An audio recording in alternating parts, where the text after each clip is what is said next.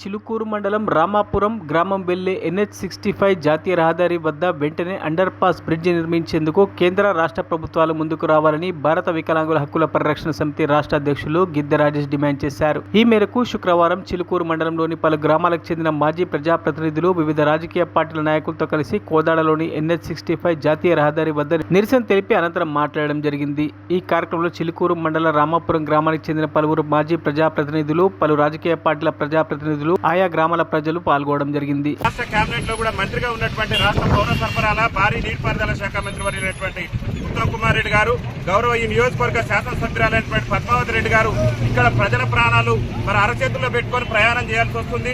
మా రామాపురం గ్రామానికి సంబంధించి వేలాది మంది విద్యార్థులు చదువుకునేటటువంటి ఒక ఇంజనీరింగ్ కళాశాల కూడా మా గ్రామాల్లో ఉంది.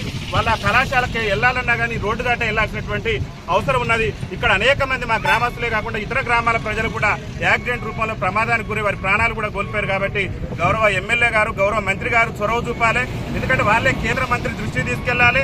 అదేవిధంగా ఈ రాష్ట్ర మంత్రిగా ఎవరైతే రవాణా శాఖ మంత్రి, రోడ్డు రవాణా మంత్రిగా ఉన్నటువంటి కోమటిరెడ్డి వెంకటరెడ్డి గారు కూడా మరి యొక్క బైపాస్ ప్రాణాలు కాపాడాలని చెప్పేసి ఆయన అనేక ప్రాంతాల్లో కూడా అండర్ పాస్ నిర్మాణం కోసం వారు కృషి చేస్తున్నారు. వారి కృషిని మేము అభినందిస్తున్నాం. కానీ 10 గ్రామాల ప్రజలు ప్రాణాలు అరచేతిలో పెట్టుకొని నిత్యం కూడా కొంతమంది వ్యక్తిగత స్వార్థం కోసం, వాళ్ళ రియల్ ఎస్టేట్ వ్యాపారం కోసం, వాళ్ళ రాజకీయ ప్రయోజనాల కోసం గతంలో ఇక్కడ అండర్ పాస్ నిర్మాణం జరగకుండా చేశారు.